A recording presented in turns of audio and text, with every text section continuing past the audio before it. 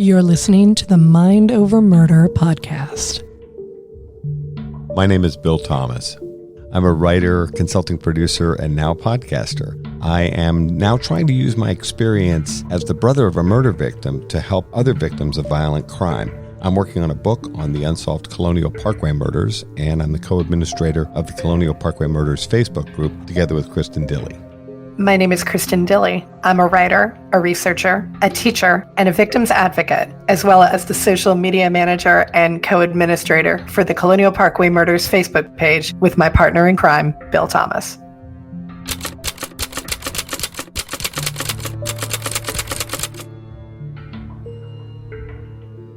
Welcome to Mind Over Murder. I'm Kristin Dilley. And I'm Bill Thomas.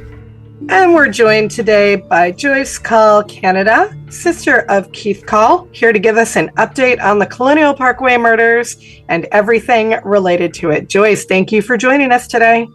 You're very welcome. Go ahead and remind our listeners a little bit of who you are, and then tell us a little bit about yourself and the things that make you.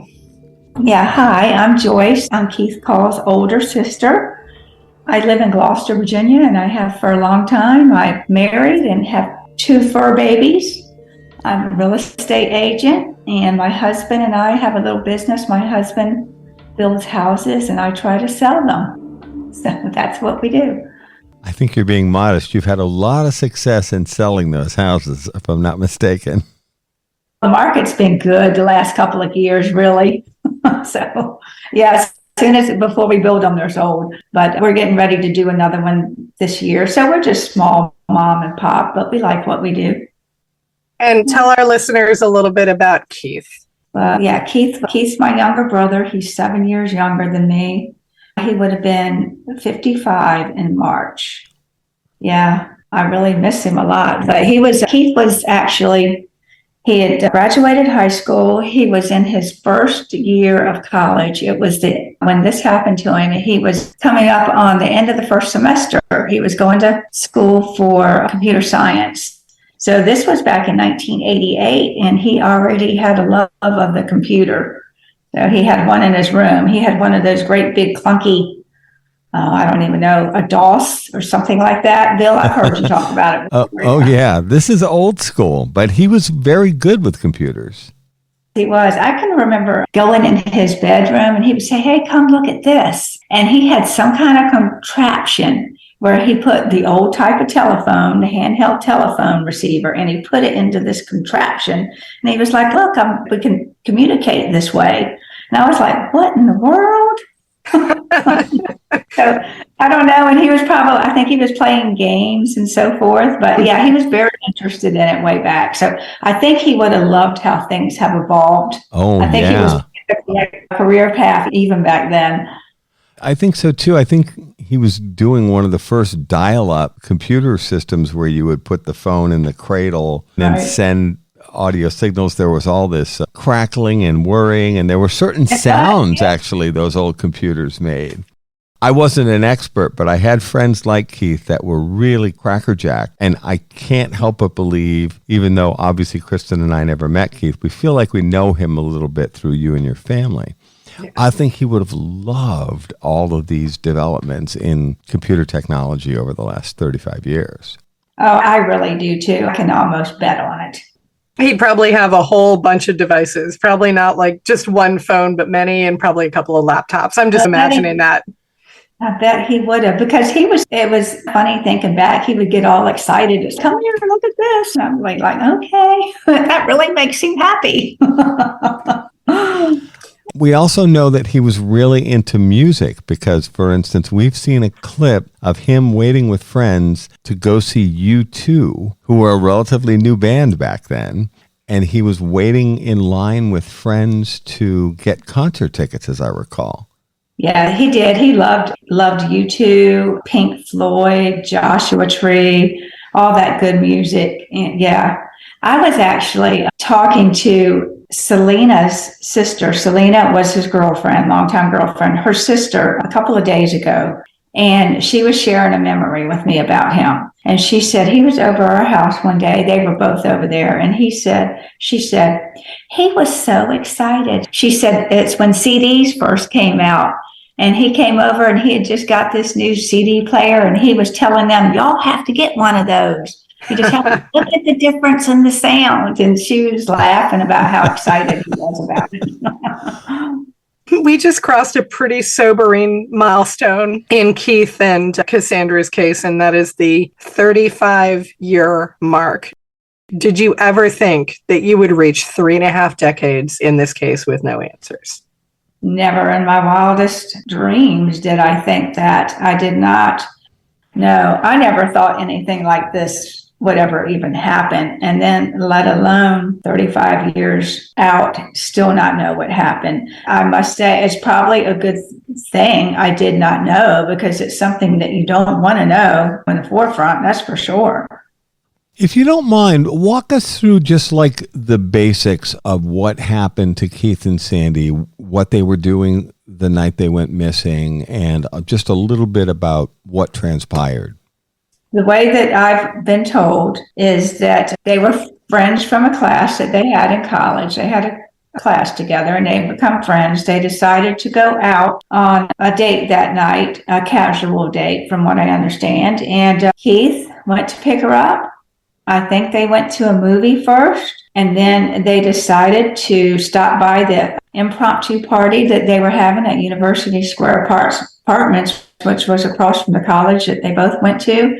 And from what I understand, there was not just one party going on. It was the type that had parties going on in different apartments. And it was like a place where the kids, it wasn't like a formal party. They would go there and hang out. They would know, you didn't need an invitation. They would just, let's go. And then they went from one apartment to the other. And that's the way that it was explained to me. And that's where they went. And Keith had picked up some beer before the evening had started, as I recall. Your brother said. Actually, yeah, Chris, my brother, which is younger than me, but older than Keith, had actually got it for him. I think Keith called him and he was going to borrow a jacket or some kind of piece of clothing from him, and then asking would he get him some beer. And I think the reason being because Keith wasn't a big drinker, but he knew that they were going to go to college party or go there, and that was just what you did. Just went ahead and got some beer. And you have to remember this was 1988 and it wasn't like it was now. And that's the story. That's what Chris tells me. He just asked him and he said, yeah. And you don't go into the party empty-handed. In other words, even if he wasn't going to drink a lot of beer, you bring some beer with you as a contribution, a housewarming present. That's the type of parties I went to. Yeah, me too. Don't come empty-handed. And so then the University Square Apartments party was the last place where Keith and Sandra were seen. At that point, what happened to Keith and Sandra after that? That's the $1 million question there. We do not know.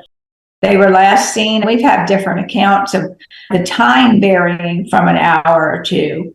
And I don't know, we speculated because maybe somebody saw so-and-so or Cassandra in one apartment, and then maybe Cassandra had went to another apartment. That's the only thing we can think of that sounds logical. But I've heard varying accounts between 12:30 and about 1:45, something like that. They were last seen, and they left there. And that I know of, nobody has ever seen them since they walked out those doors.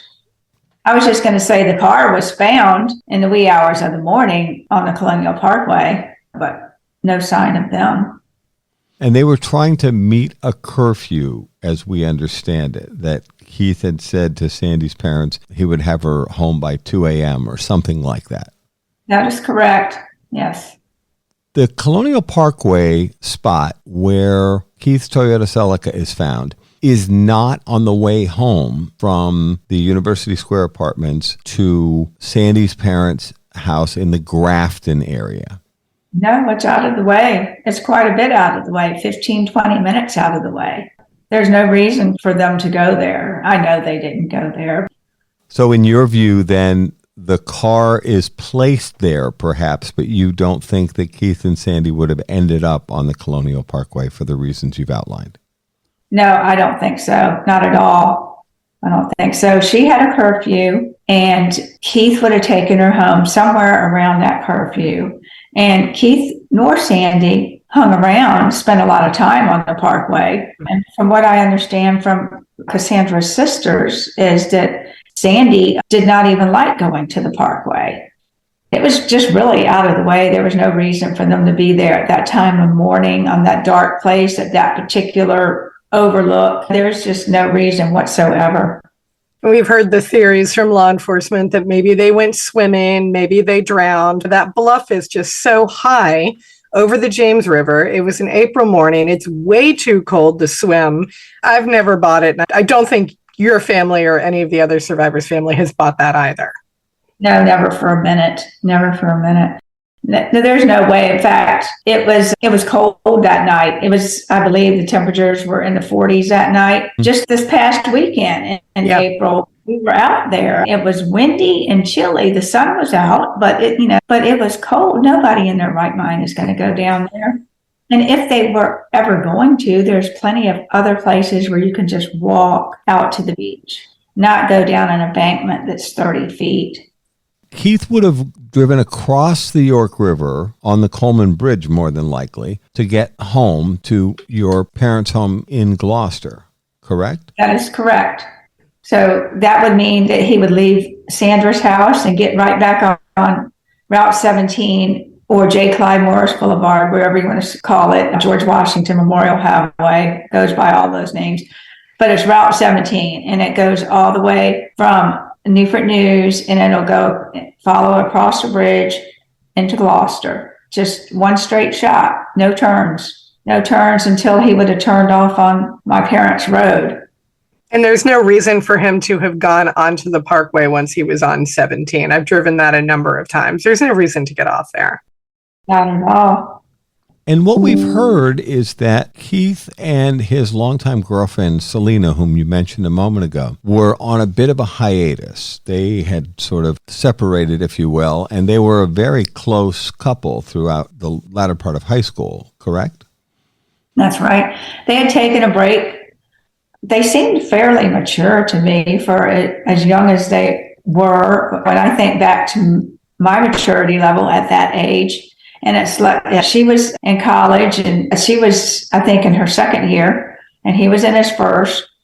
I believe that they had just taken like a 2-week break and had decided that they were going to continue on with their relationship. That is from, I do still keep in touch with Selena. And like I was saying, I just talked to her sister the other day. So people we've talked to who were at the college party at the Christopher Newport University apartments, University Square apartments, which are no longer there, they've told us that Keith and Sandy didn't seem to spend a lot of time together that evening. They were in separate social groups at the party, and that Keith was in the kitchen for a good portion of time singing the blues about how much he missed Selena to one of her friends.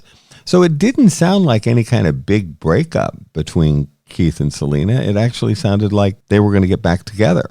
Exactly. Yeah, they were. And that's what she had said too. And he was talking to his friend, a mutual friend of both of theirs, in the kitchen for hours that night. Keith and Cassandra were at the party together, but they weren't together as a couple at that. And I can remember doing that when I was young too. It's just, okay, let's go together, but we're not together. Yeah.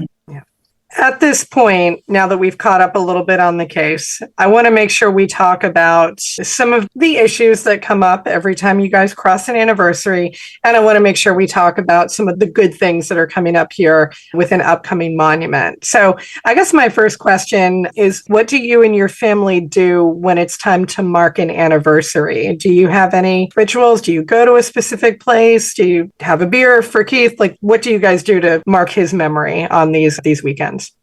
In years past, earlier in the years, sometimes we would go to the Parkway, but we haven't done that in a long time and actually don't really like to go there to do that. Sure. So usually we'll just say a prayer, and we don't have any place to go. We've never had really any place to go. The main thing that we do is just amongst ourselves, tell ourselves and tell Keith in prayers that we are still fighting for you and we're trying our best to find out what happened. It's my understanding that Keith didn't have a funeral or a memorial service. And I can understand that when there is no body to find, that would I can understand that. Was there any other reasoning behind that, not having a service for him?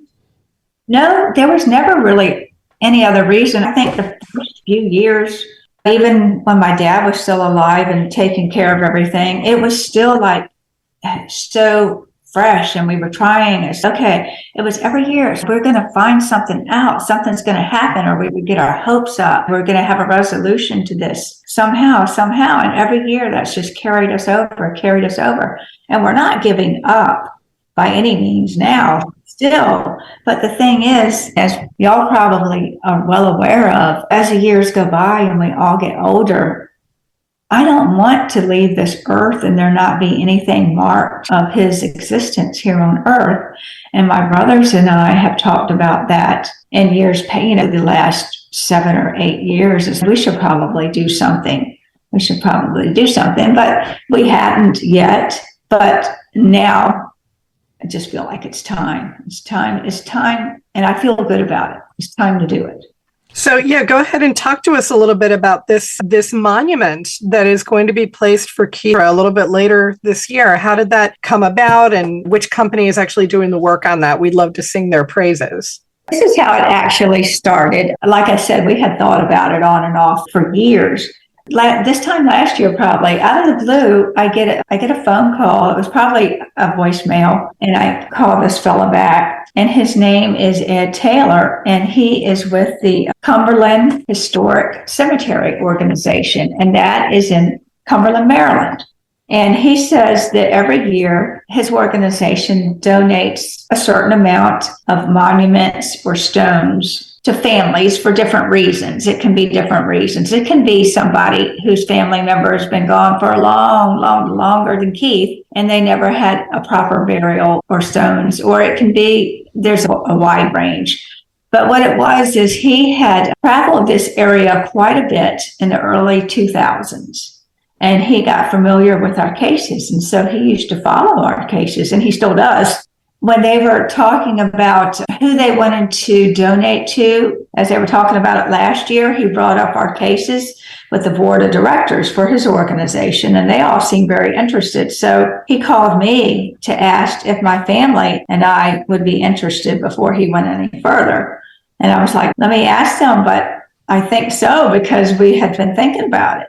Fast forward, after I talked to my brothers about it, and they said yes. And we started talking in summer of last year. So we decided to do it. And they have graciously, along with Roswell, it was where my parents are buried at, Cumberland Historic Cemetery Organization. Yeah.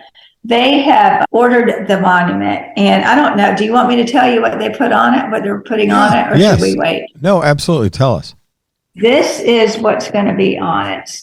It's going to have a ceramic tile of Keith, a picture of Keith. And I know your audience can't see that, but I'm going to show it to you right there. It's going to go right there. And it has his name, and it has his birth date. And then it says, last seen alive, April 10th, 1988, son of Richard and Barbara Call. He had a kind, loving, and empathetic nature. He loved his family and friends and had so much value in his family and world. Keith's life was tragically stolen from him when he stopped at a college get-together with Cassandra Hailey. Last seen at University Square Apartments, Newport News. His car was abandoned on the Colonial Parkway. Their clothes were found in the car. No remains have been found as of 2023, when this monument was unveiled by Cumberland Historic Cemetery. The search continues.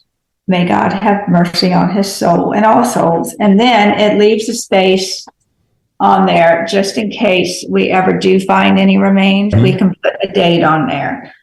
So that's what's going to be on the monument. We had a limited space, and so we had to condense it down. I wanted to make sure Cassandra's name was on there too. Right. So that's what we're going to put on my parents' grave. I think it's beautiful. Yeah. Both of your folks are gone now, and you were telling us this is a unique situation because Keith, technically, and Sandy are both missing persons. We don't know with 100% assuredness that they're gone, but it's been 35 years, so the chances are they've passed on.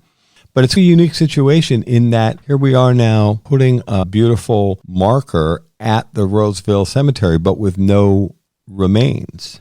Right. It actually sounded like there was some significant discussion behind the scenes between the Cumberland Historic Cemetery group and the Roseville Cemetery about, we've kind of never done this before, but everybody came together, including your family, to show support for this idea. Yes, there had to be an agreement between Rosewell, which is Hogg Funeral Home. They own Rosewell Memorial Gardens, where my parents are buried, and Cumberland. So Rosewell is going to install the granite that goes underneath where the monument's going to sit. Cumberland is going to bring down the monument. And so they did come to agreement, and they said that they would be glad to help us. So I was glad for that.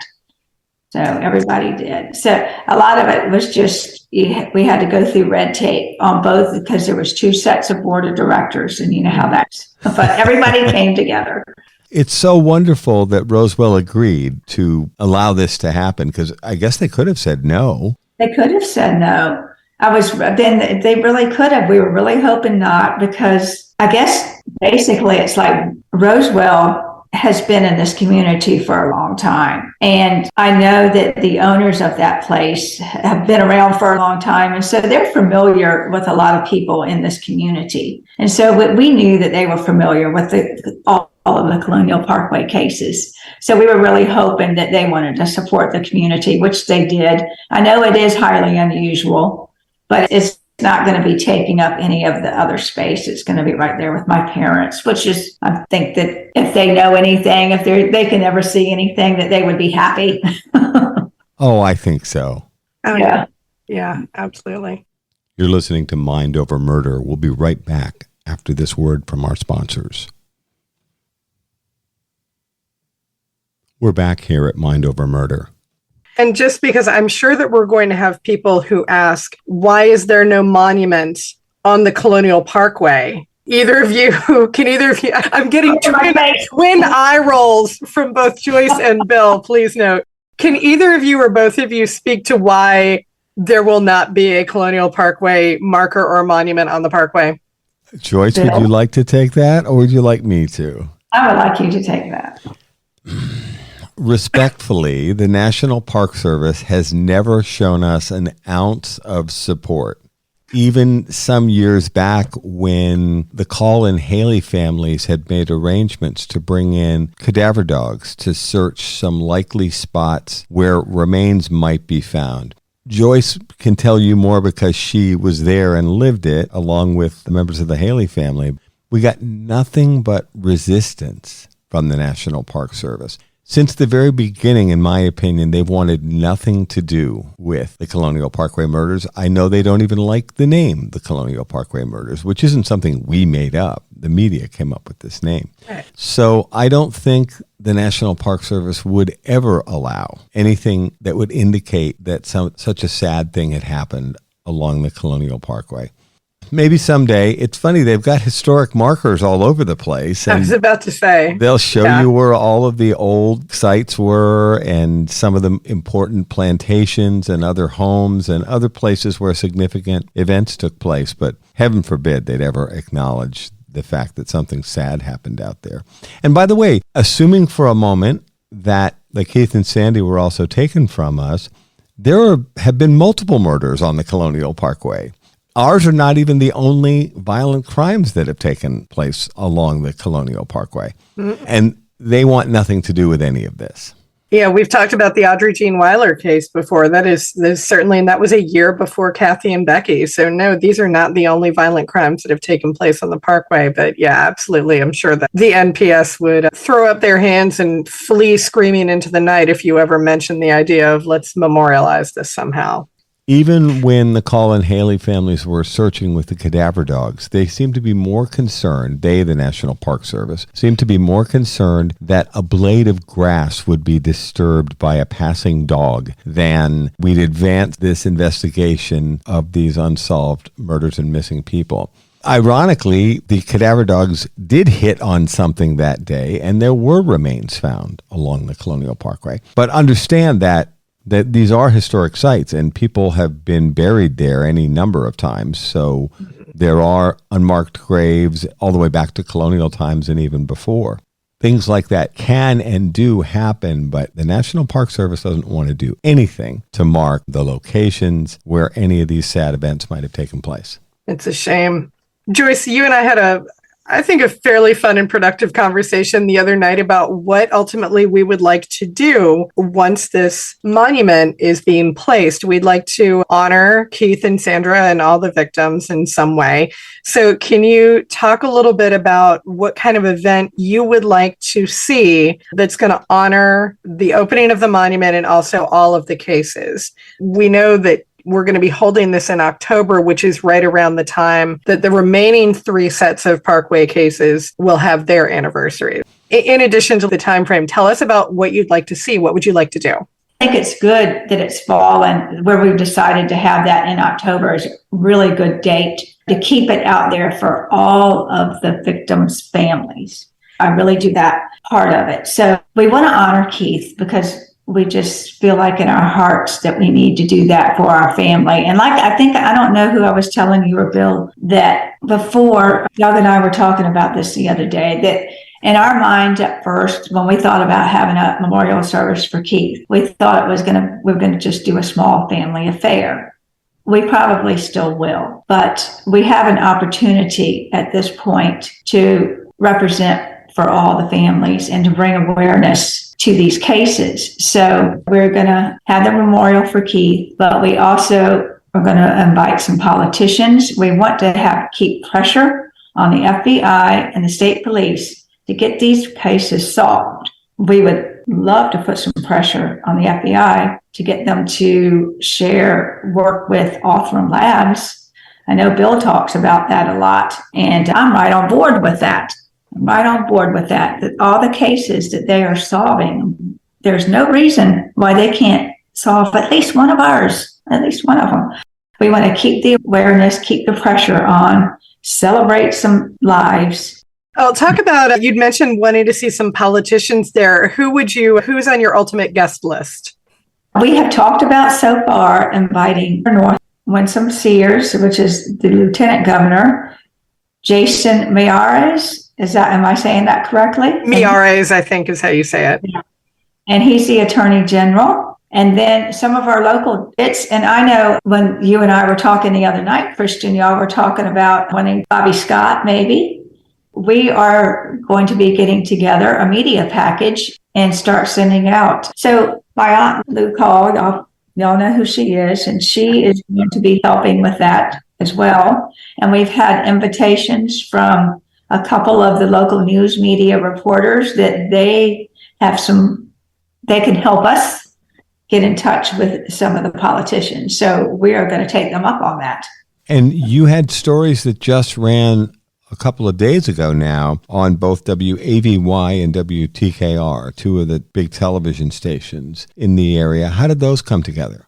Oh, they did very well. They reached out to us. And when I was talking to Kelsey Smith, WTKR's, who did the interview for Channel 3, and she was all on board. And she said, please keep me posted. I want to follow this. And she says, and by the way, I want to let you know that one of the reporters who has done several stories from WTKR, Brandon Ponton, he talks with Bill quite a bit, she tells me. Yes, he's a wonderful young guy. Yeah. She says that he actually does a lot of the interviews with politicians. He has some very good connections, and we should reach out to him too. She said, do you still have his number? If not, I will give it to you. So I said, I do. So she was very helpful and enthusiastic, and they do want to follow and be involved. And WAVY with Andy Fox, he was on board, and he also he instructed me, actually. He said, this is what you do. This is what you do. So we will be reaching back out to Andy too. And Andy Fox is one of the reporters who has covered this case from the very first event. And he's been so committed to the Colonial Parkway murders and so helpful to the families. You betcha. I know he's very passionate and committed and feels very close to your family and all of the families. Yes, he's been there, just like you said, from the very beginning. And there are times that even if it's not on the news or anything, if it's coming up on some kind of anniversary date, he will call me or text me and he will say, I'm thinking about you and your family. Yeah. Just out of the blue. That's so kind. And it means a lot. It means a lot that we're just not a news case for him, that he does care. When we did the Lover's Lane murder series on Oxygen, one of the things that made me smile was seeing a very young Andy Fox as a reporter with a big swatch of dark hair. And then to see him now, he's still a very handsome guy and all that, but he has gone white. To look at those two different pictures, a young reporter and now a veteran reporter, it really served to remind you of the passage of time. Oh, yeah. From way back when Keith and Sandy went missing to the present day. And to look at this reporter talking about the case, you were like, wow, it really has been 3 decades. Bill, I do have a question for you. I'm going to turn the tables here a second. Do you see having a monument as something that you would like to do for Kathy? I know Kathy was cremated and her ashes spread at sea. So you don't really have a place you can go either. Is this something that you'd want to see done for Kathy and Becky? You know, I want to talk to my brothers about it. I know one of the things that Ed Taylor has mentioned is that they might want to do something for Sandy and her family, because we talk about these couples as couples. And the truth is, when you actually get into the details of it, Keith and Sandy were friends from school, but weren't a serious couple. They were out on a first date that night. And so Sandy isn't from Gloucester. She's from the Grafton area. Her family members, if any, would be probably memorialized in a different place. Mm-hmm. But interestingly, Ed Taylor said that he wanted to talk to the Hailey family about perhaps doing something maybe next year to memorialize Sandy, because we're not trying to minimize their loss. I thought what the Cumberland folks did was lovely and thoughtful. When you talked to me about this, Joyce, I was like, wow, these people aren't even from Virginia. They're from Maryland. Mr. Taylor's been following this case for so many years, and what a lovely gesture. And I think it's something that might make a lot of sense for Sandy. As far as the Thomases go, I'd really have to maybe sit with my brothers and talk to them about it. Kathy was cremated and her ashes were scattered off a U.S. Navy ship off Norfolk. And we have videotape of the ceremony. Weirdly, only my father was permitted to attend. I don't even remember how all that happened. And I'm not 100% sure that was necessarily the right way to go, but you're just doing the best you can. As Joyce can tell you, you're just trying to support your parents and get through the most difficult time you've ever had in your entire life. There are things about the steps that we took that I'm not sure are necessarily the best, but it's done. So I guess we'd have to think about, if you're going to do something to mark my sister Kathy's passing, where would you put it? Once again, speaking frankly, the United States Naval Academy wanted nothing to do with my sister's murder. And there's a story that needs to be told someday about just how far the Naval Academy took their efforts to create distance between themselves and what they saw as a scandalous murder of an honors Annapolis graduate being murdered with her girlfriend. I guess we'd have to think long and hard about, is this something we would like, and where would we put that, and how could we do that in a way that was the most appropriate and heartfelt way to recognize losing someone like this. Even just the physical location of it is, there's no specific place that makes complete sense. Both my parents are gone now, and they were both cremated and their ashes were scattered. So it's not like there's a family plot. Like in the Call family example, I was talking to Joyce about this a few weeks ago, and I actually went online and looked at the Roswell Cemetery, which is absolutely beautiful, and I looked up the Calls, and of course there's a photograph of their marker. When Joyce and her brother Doug did the interviews, which was so well done, you were standing there at the family plot. So to start bringing this toward a close, I do want to ask again, both of you, because you are both the family members of victims. What do you think right now, April 12th, 2023, is the biggest stumbling block to this case being solved? Joyce, I'll start with you and then let Bill follow up. What is the biggest stumbling block to this case being solved? I think not enough communication. We don't know what is going on. They feed us tidbits, and a lot of it we have to find out on our own and piece it together. And that's been difficult through the years.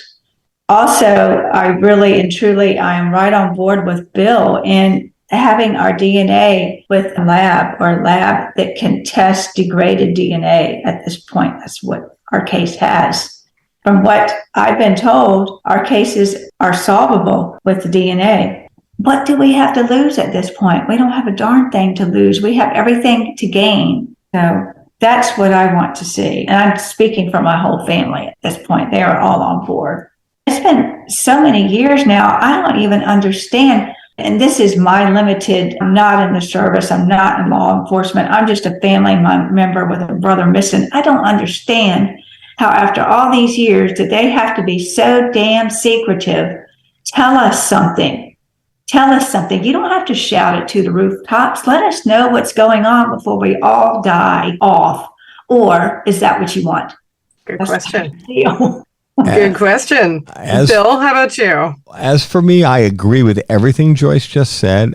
It pains me to say this, but I think our biggest roadblock to success, and experts have told us that this is a solvable case, the Colonial Parkway murders can be solved. But we need time, attention, and resources from the Virginia State Police and especially the FBI. The foot dragging and the bureaucracy and you're the lowest possible priority because you're a cold case policies, particularly of the FBI, are infuriating. They are the reason these cases are not being solved. When we have evidence being sent out from Keith's Toyota Celica, and it takes over a year to get results, and this is a batch of evidence is sent in, tested. We understand sometimes there are going to be some strikeouts. We get that. We're talking about cases that are 35 plus years old. But to be told it'll take some time to get results, and those results on just that round of testing take a year, that's not acceptable. And I have told the FBI this in no uncertain terms. The FBI Quantico lab is stacked up. It's too small to do the job that it's being asked to do. The private labs that Joyce has mentioned, Othram, Bodie, and others are available. We will work with these agencies to raise funds, to cover the costs. The Call and Hailey families in particular have been very successful at raising funds. I am confident with the support that we've been shown through the Mind Over Murder audience, our Facebook pages, social media, and the thousands of people that have reached out to us and said, what can I do to help these families? That we could work out ways to raise funds to cover costs. But for the FBI to say to me, oh, we can't accept gifts of that type. It's not a gift. We're trying to solve our loved ones' murders and missing persons cases. We need to get some higher level of cooperation. And as Joyce said, more information flow. It doesn't have to be public. It's infuriating to just feel like you're constantly being pushed away and back from your own loved one's murder or missing persons case. We've lost more than half the parents now. If there are 8 victims, we have 16 moms and dads. For the 8 victims in the Colonial Parkway murders, we've lost more than half now. 9 of those parents have died waiting for answers in the Colonial Parkway murders. It's infuriating to have this drag on this way. I second that. You both have already indicated that you want your concrete step. The next thing should be, let's put Othram's considerable resources to the attention of this case. Is there anything else that you'd like to see happen, like in the next year, that would help move this case forward other than Othram? One other thing I'll add, after hearing of all of the pushback that we were getting regarding expenses in this case, the folks from Othram came back to me and said, we'll do the testing at no charge. And I thanked them. And I misunderstood them. I thought they were talking about Kathy and Becky's case, which is only one of the 4 incidents in the Colonial Parkway murders. And then talking to Kristin and David Middleman, who are the 2 brilliant PhDs that run that lab down in Texas, Kristin made it clear to me, she said, No, you're misunderstanding all of the Colonial Parkway murders. They have offered to test any evidence we have from any of these 4 incidents in the Colonial Parkway murders at no charge.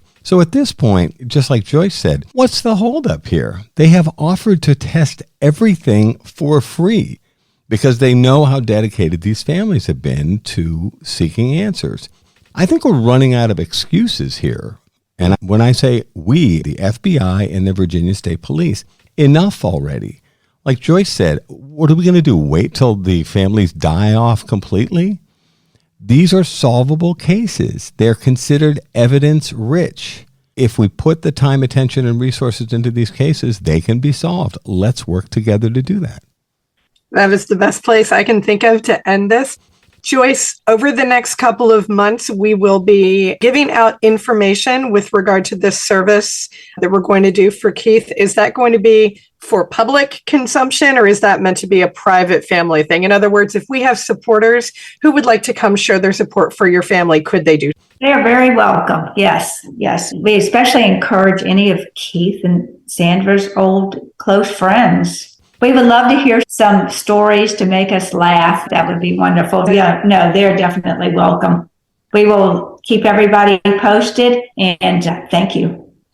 That's going to do it for this episode of Mind Over Murder. As we have additional information about all of the events and the memorials, we will start putting that up on our social media. Thank you so much for listening to this episode of Mind Over Murder. We'll see you next time.